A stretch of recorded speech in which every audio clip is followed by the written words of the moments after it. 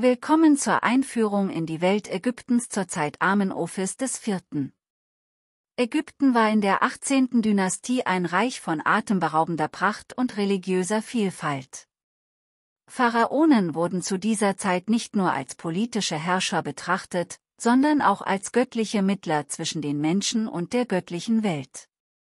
Der zentrale Gott des ägyptischen Pantheons war Amun, der mit Ra, dem Sonnengott, verbunden wurde. Amun war der Schöpfergott von Theben, der in den Tempeln der prächtigen Hauptstadt Ägyptens verehrt wurde. Theben, das religiöse Zentrum des Reiches, war gleichzeitig auch der Sitz der mächtigen Priesterschaft, die eine immense politische und ökonomische Macht ausübte. Die Priester des Amun-Kults kontrollierten gewaltige Ländereien und Einflussbereiche, und ihre Unterstützung oder Ablehnung konnte die Herrschaft eines Pharaos festigen oder untergraben. Doch trotz der Stabilität, die das Amun-Priestertum dem Reich bot, schwelten unter der Oberfläche Spannungen, die bald zu einer der dramatischsten religiösen Umwälzungen der ägyptischen Geschichte führen sollten. Amenofis IV., der zukünftige Echnaton, sollte diese Umwälzung auslösen. Schon als junger Mann soll er eine besondere Beziehung zur Sonne entwickelt haben. Die Kraft des Lichts, das alles Leben nährt und erhält, faszinierte ihn auf eine Weise, die ihn von den anderen Mitgliedern der königlichen Familie unterschied. In Aton, dem Sonnengott, fand Amenofis seine spirituelle Erfüllung, und es war dieser Gott, dem er sein ganzes Wesen widmen würde. Doch die Einführung eines einzigen Gottes in ein Reich, das seit Jahrtausenden auf einer Vielzahl von Göttern und Riten basierte, sollte nicht ohne Widerstand erfolgen. Echnatons Bestreben, die alte Ordnung zu zerstören und eine neue Ära des Monotheismus einzuleiten, führte zu enormen politischen, sozialen und kulturellen Umwälzungen, die schließlich das gesamte Reich erschütterten. Inmitten dieser Revolution stand ein Mann, der von einer tiefen Überzeugung beseelt war, der Glaube, dass Aton der einzige wahre Gott war und dass alle anderen Götter, inklusive Amun, nur falsche Götzen waren. Mit dieser Vision trat Amenofis IV. Seine Herrschaft an und setzte eine Entwicklung in Gang, die das Antlitz Ägyptens für immer verändern sollte. Sein Vater, Amenofis III., regierte über ein friedliches und wohlhabendes Ägypten, das durch seine politischen Allianzen und militärischen Erfolge im Nahen Osten gestärkt wurde. Doch während sein Vater das Reich in einer stabilen Zeit regierte, wuchsen in dem jungen Amenofis bereits die ersten Zweifel an der bestehenden Ordnung. Schon in seiner Jugend zog er sich oft aus den traditionellen religiösen Zeremonien zurück und verbrachte viel Zeit damit, den Himmel zu beobachten. Die Sonne faszinierte ihn. Während die anderen Mitglieder der königlichen Familie ihre Macht aus den Gebeten und Opfern an die Götter des Pantheons zogen, fühlte sich Amenofis von der Idee angezogen, dass die Sonne selbst die Quelle allen Lebens war. Dieser Gedanke begann ihn zu beherrschen, und als er schließlich den Thron bestieg, war er bereit, eine beispiellose Veränderung vorzunehmen. Mit der Unterstützung seiner charismatischen und einflussreichen Frau Nofretete begann er eine Reihe von Reformen, die die Fundamente der ägyptischen Religion erschütterten. Die ersten Anzeichen seiner religiösen Vision zeigten sich in kleinen, aber symbolträchtigen Veränderungen. Bei religiösen Zeremonien stellte Amenofis IV. Die Verehrung des Sonnengottes Aton über die anderer Götter. Im Laufe der Zeit wurde Aton nicht nur ein weiterer Gott im Pantheon, sondern der einzige Gott, dem die königliche Familie ihre Gebete widmete. Diese Veränderungen schockierten viele am Hof, insbesondere die Priesterschaft des Amun, die ihre Macht schwinden sah. Doch für Amenofis war dies nur der Anfang. Innerhalb weniger Jahre sollte er nicht nur den Namen Amenofis ablegen und sich in Echnaton umbenennen, sondern auch den radikalsten Bruch mit der ägyptischen Tradition wagen, die Einführung des Glaubens an einen einzigen Gott. Der Umzug nach Achethaton. Echnatons Vision eines neuen Ägyptens war untrennbar mit der Verehrung des Sonnengottes Aton verbunden. Doch er erkannte, dass Theben, die alte Hauptstadt und das Zentrum des Amun-Kults, nicht der richtige Ort für diese neue Religion war. Zu tief waren die Verbindungen zwischen der Stadt und der alten Priesterschaft, zu stark die Erinnerung an den alten Glauben. Es musste ein symbolischer Bruch mit der Vergangenheit her, ein radikaler Schnitt, der die Geburt einer neuen Ära kennzeichnen würde. Daher entschied Echnaton, die Hauptstadt Ägyptens zu verlegen. In der Mitte der Wüste, an einem unberührten Ort, ließ er eine neue Stadt errichten, Achetaton, die Horizont des Aton genannt wurde. Diese Stadt, die heute unter dem Namen Amarna bekannt ist, war das architektonische und religiöse Manifest seiner neuen Glaubensvorstellungen. Die Entscheidung, eine völlig neue Stadt zu bauen, war beispiellos in der Geschichte Ägyptens. Achetaton sollte nicht nur ein neues religiöses Zentrum sein, sondern auch ein politisches und kulturelles Symbol für die Abkehr von der Vergangenheit und den Beginn einer neuen Ära. Der Bau dieser Stadt war eine kolossale Anstrengung, die Tausende von Arbeitern beschäftigte und enorme Ressourcen verschlang. Doch für Echnaton war dies eine notwendige Investition, um seine Vision von einer neuen Ordnung zu verwirklichen. Die Stadt Achetaton wurde mit einer klaren Symbolik entworfen. Im Zentrum stand der große Aton-Tempel, ein offener Raum ohne die üblichen heiligen Schreine, die die anderen ägyptischen Tempel kennzeichneten. Stattdessen war der Tempel Atons eine Reihe von offenen Höfen, in denen das Licht der Sonne direkt auf die Altäre fallen konnte. Diese Architektur spiegelte den Glauben wider, dass Aton, der Sonnengott, allgegenwärtig war und keine Verschleierung oder Vermittlung benötigte. Es gab keine Statuen oder Ikonen von Aton, da der Gott nur durch das Licht der Sonne selbst repräsentiert wurde. Rund um den Aton-Tempel erstreckte sich die neue Hauptstadt, die ganz auf den Pharao und seine Familie ausgerichtet war. Paläste, Verwaltungsgebäude und Wohnhäuser entstanden in einem atemberaubenden Tempo. Die Stadt sollte ein Ort des Friedens und der Harmonie sein, in dem die neue Religion Atons frei praktiziert werden konnte, ohne den Einfluss der alten Götter. Doch die Verlegung der Hauptstadt nach Achetaton war mehr als nur ein religiöses Projekt. Es war auch eine klare politische Botschaft: Echnaton wollte sich von der alten Machtstruktur Ägyptens lösen. Indem er sich weit entfernt von Theben niederließ, entzog er sich der direkten Kontrolle der Amun-Priesterschaft und baute eine neue Machtbasis auf, die ausschließlich auf seiner Person und seiner Religion beruhte. Es war ein gewagter Schachzug, der jedoch auch viele Feinde auf den Plan rief.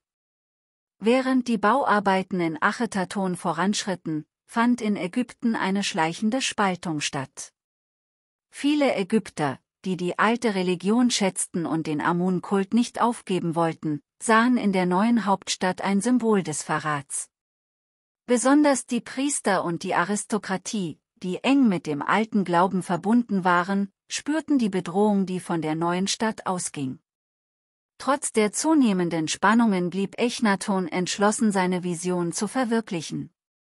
In den Straßen und Palästen von Achetaton herrschte eine Atmosphäre des Aufbruchs. Es war eine Stadt, die für einen neuen Anfang stand, doch dieser Anfang war fragiler, als es zunächst schien. Der Kampf gegen die alten Götter. Echnaton war von seiner Mission überzeugt. Für ihn war die alte Götterwelt, die Ägypten seit Jahrtausenden geprägt hatte, ein Relikt der Vergangenheit. Er sah in der Vielzahl der Götter, die überall in Tempeln und Schreinen verehrt wurden, eine Fragmentierung der göttlichen Wahrheit. Es war Zeit, diese Vielgötterei abzulösen und das ägyptische Volk zu einem höheren Verständnis von Spiritualität zu führen. Die erste deutliche Maßnahme, die Echnaton ergriff, war die Abschaffung des Amun-Kults, der seit Jahrhunderten das religiöse Herz Ägyptens bildete. Mit einem königlichen Dekret wurden die prächtigen Amun-Tempel geschlossen, ihre Priester entmachtet und ihre Reichtümer konfisziert. Dieser Schritt war mehr als nur ein religiöser Akt, er war ein massiver Schlag gegen die politische Elite, die eng mit dem Amun-Kult verflochten war. Die Priesterschaft, die bis dahin eine immense wirtschaftliche und politische Macht besaß, sah sich plötzlich ihrer Ressourcen beraubt. Tempel, die über Jahrhunderte errichtet worden waren, wurden niedergerissen oder versiegelt. Die Reaktionen darauf waren heftig. Während einige Teile der Bevölkerung, vor allem die ländlichen Gemeinschaften, kaum Berührung mit den großen Tempeln und Kulten hatten und diese Veränderungen nur am Rande spürten, war der Widerstand in den Städten, vor allem in Theben, dem Zentrum des Amun-Kults, immens. Die Priester waren nicht nur religiöse Figuren, sie waren auch eng in das politische und wirtschaftliche Gefüge Ägyptens eingebunden. Mit ihrer Entmachtung begann auch das Gefüge der altägyptischen Hierarchie zu zerfallen. Doch Echnaton ging noch weiter. In einer Reihe von symbolischen Handlungen zerstörte er Statuen von Amun und anderen Göttern und befahl, deren Namen aus Monumenten zu entfernen. Es war ein Versuch, die alte Religion auszulöschen und Platz für seine neue Vision zu schaffen, die Verehrung des Sonnengottes Aton als des einzig wahren Gottes. Die Einführung der Aton-Religion war radikal. Aton wurde nicht mehr nur als eine von vielen göttlichen Manifestationen betrachtet, sondern als die einzige Gottheit, die für das Leben verantwortlich war. Der Pharao selbst wurde zum einzigen Vermittler zwischen Aton und den Menschen, was seine Machtstellung weiter festigte. Diese Neuordnung stellte auch eine Gefahr für die politische Ordnung dar, denn die Königsfamilie hatte damit eine fast unantastbare Position in der Gesellschaft inne. Mit der Schließung der Amun-Tempel und der Verfolgung der alten Priesterschaft entstand jedoch ein Vakuum, das das Reich zu destabilisieren begann. Die Aton-Religion war für viele Ägypter fremd und ungewohnt, und das Gefühl des Verlusts der traditionellen Religion führte zu wachsenden Spannungen in der Bevölkerung. Der Widerstand gegen Echnatons Reformen nahm zu, vor allem unter den Anhängern der alten Religionen. Während Echnaton seine Reformen unerbittlich vorantrieb, begann sich eine tiefe Spaltung in der ägyptischen Gesellschaft zu entwickeln. Viele sahen in dem Pharao einen Verräter, der die Götter beleidigte und das göttliche Gleichgewicht gefährdete, das Ägypten so lange erhalten hatte. Doch Echnaton blieb unbeirrt, überzeugt, dass Aton das ägyptische Volk zu einer neuen Ära des Lichts und der Harmonie führen würde. In dieser Phase trat auch Nofretete, Echnatons Gemahlin, als zentrale Figur auf. Sie unterstützte ihren Ehemann nicht nur bedingungslos, sondern war auch eine aktive Verfechterin der Aton-Religion. In den Darstellungen dieser Zeit wird sie oft gleichberechtigt mit Echnaton gezeigt, ein ungewöhnlicher Schritt in der patriarchalisch geprägten Welt Ägyptens. Sie trug die gleichen königlichen Insignien und nahm an allen religiösen Zeremonien teil, was ihre Bedeutung unterstrich. Die Schließung der Amun-Tempel und die Verfolgung der alten Priester waren jedoch erst der Anfang. Die nächsten Schritte Echnatons sollten das Reich noch weiter erschüttern. Der Konflikt mit der Priesterschaft des Amun. Die Entmachtung der Amun-Priesterschaft war eine der weitreichendsten Folgen von Echnatons Reformen.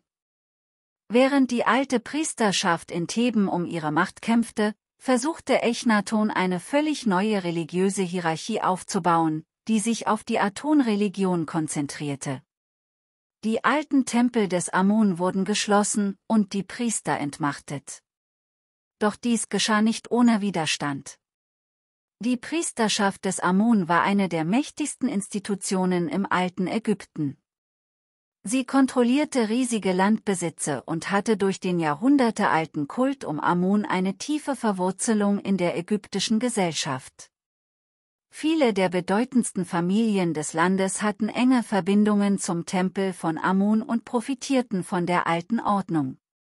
Mit der Entmachtung dieser Priesterschaft stellte Echnaton eine der tragenden Säulen der ägyptischen Gesellschaft in Frage.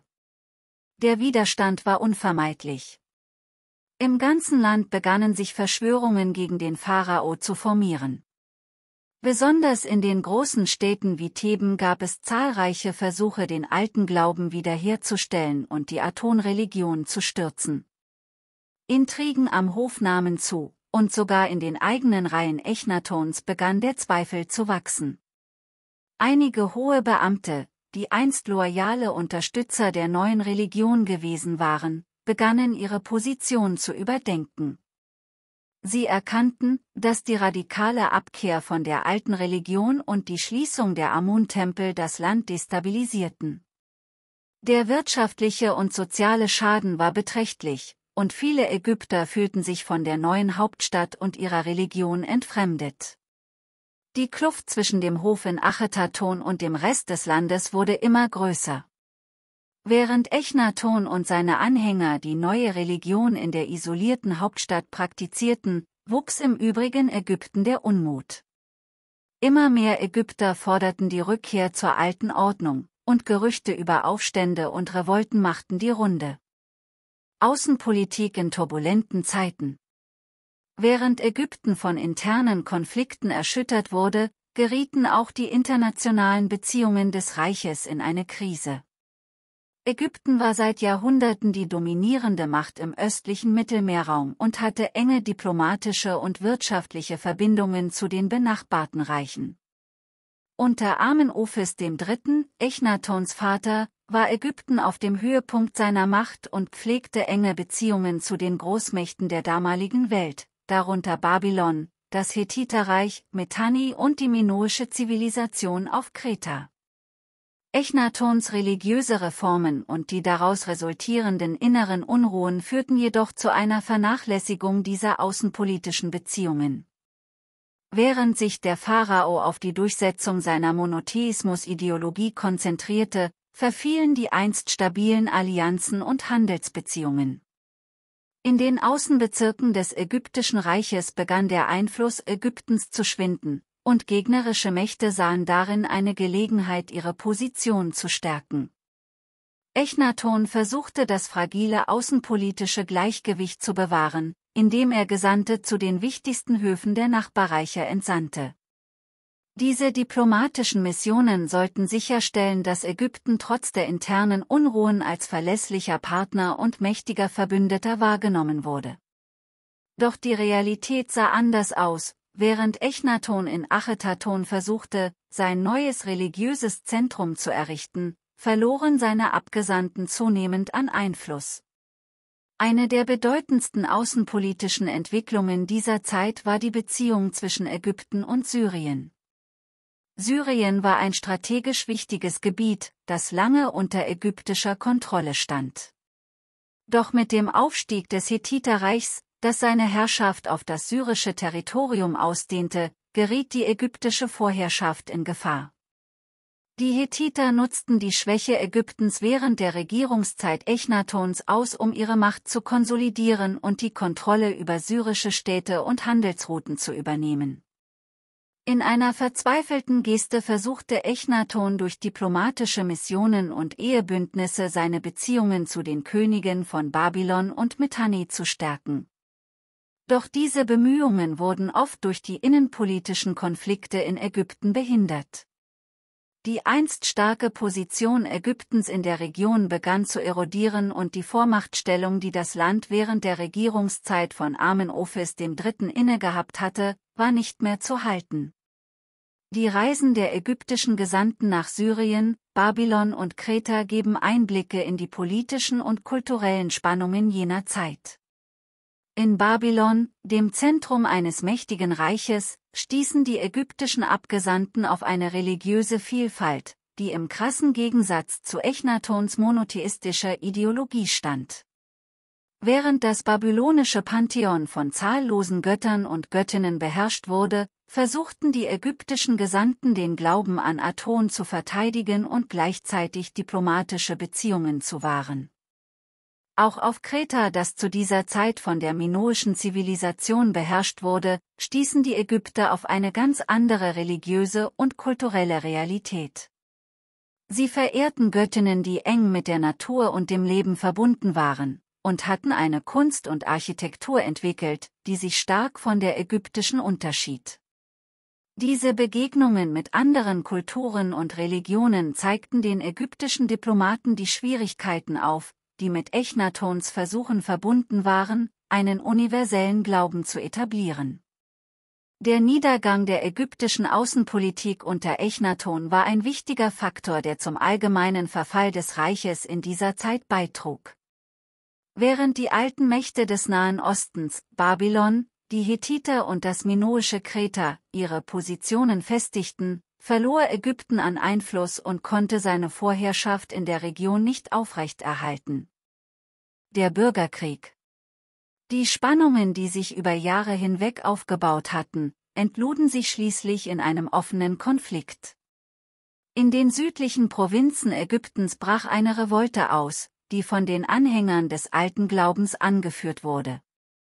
Die Amun-Priesterschaft, die in den ländlichen Gebieten nach wie vor stark verankert war, mobilisierte ihre Anhänger gegen die neue Hauptstadt und den Pharao.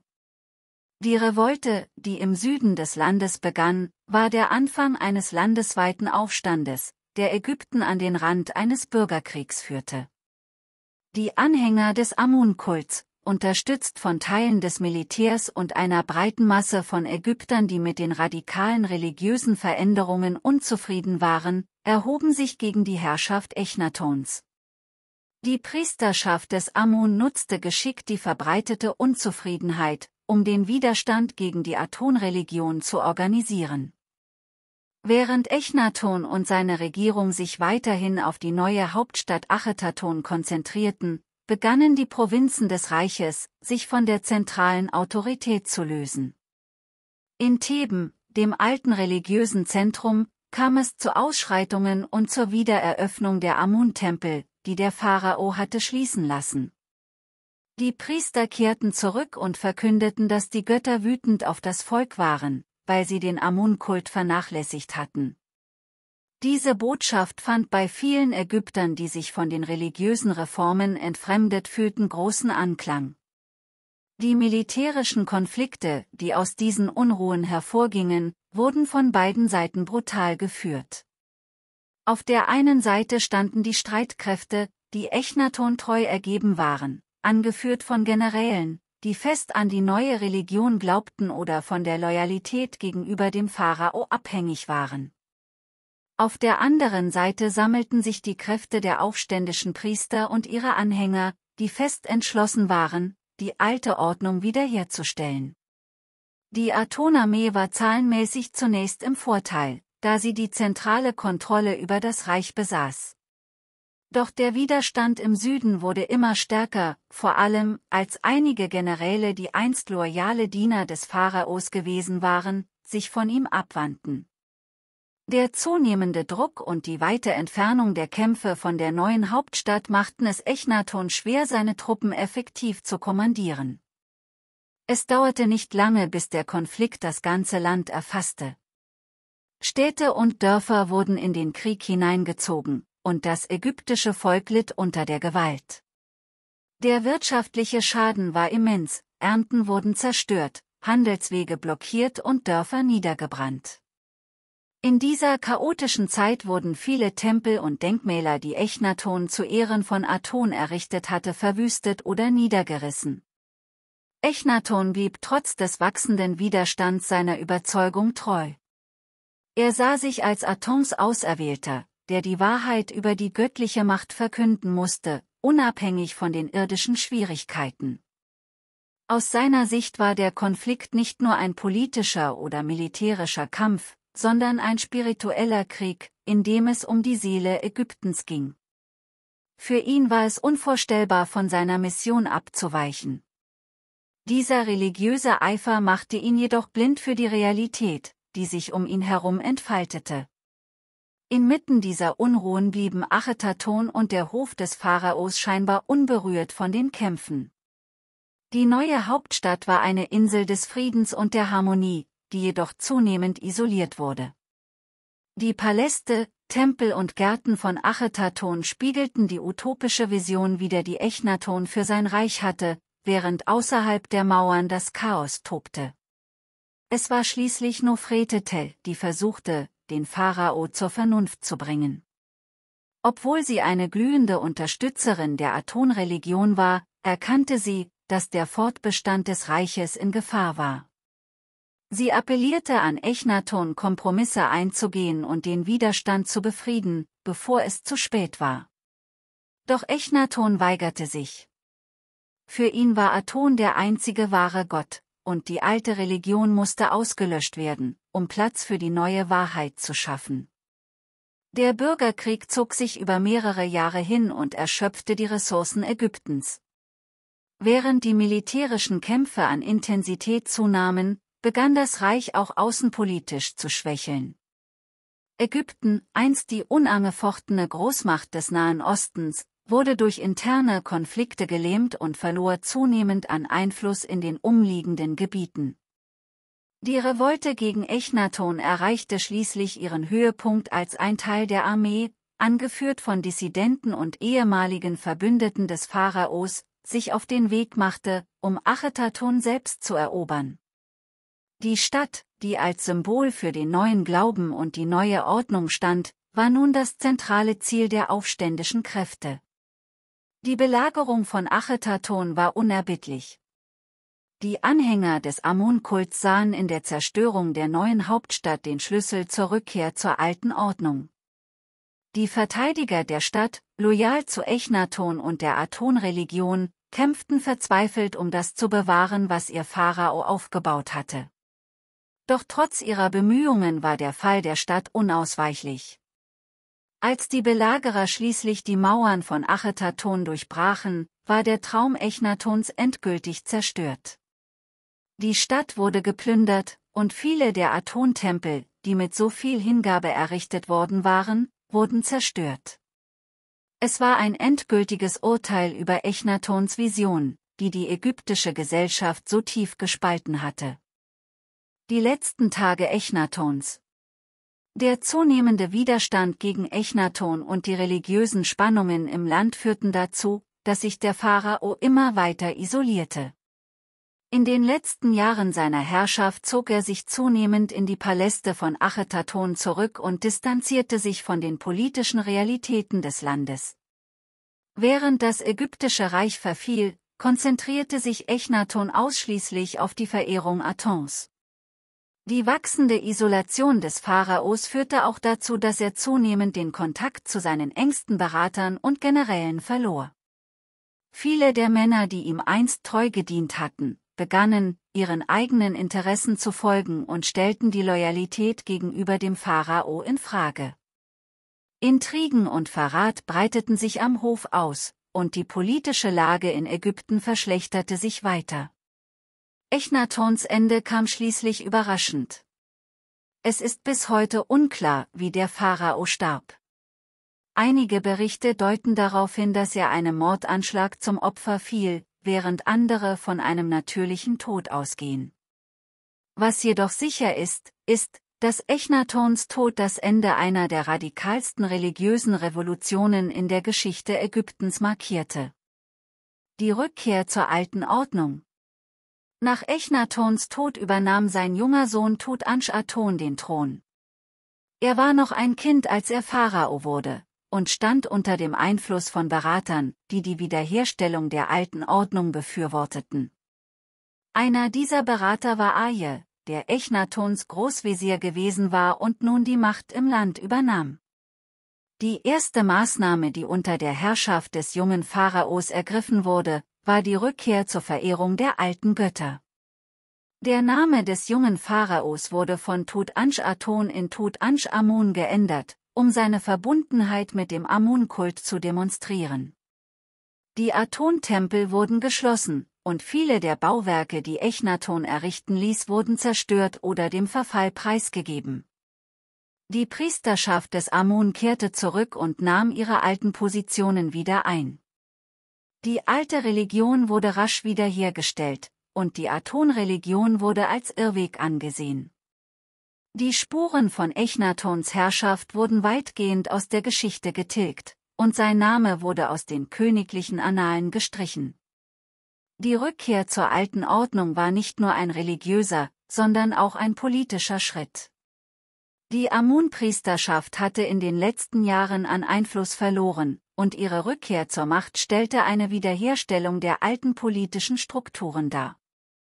Der Pharao war wieder der traditionelle Mittler zwischen den Göttern und den Menschen, und die Vielgötterwelt Ägyptens wurde wieder als selbstverständlich angesehen. Der Aufstieg Haremhabs. Nach Tutanchamuns frühem Tod, dessen Regierungszeit größtenteils von seinen Beratern dominiert wurde, begann eine Phase der politischen Instabilität. Es folgten mehrere kurze Herrschaften, darunter die von Aje, der jedoch bereits im hohen Alter war und bald darauf starb. In dieser Zeit der Unsicherheit stieg der General Haremhab zur zentralen Figur in Ägypten auf.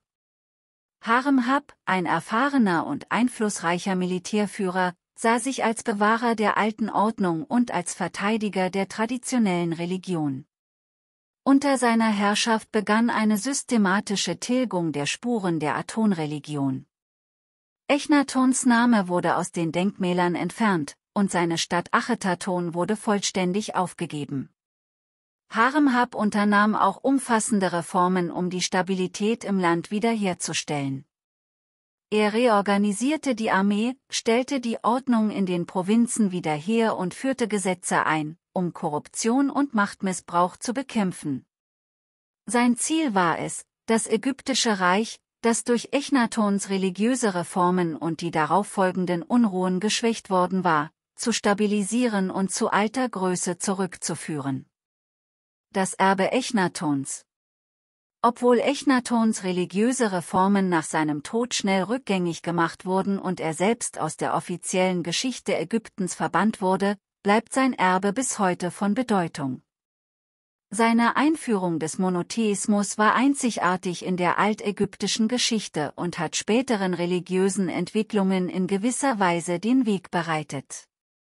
Echnaton wird heute als eine der faszinierendsten und umstrittensten Figuren der ägyptischen Geschichte angesehen.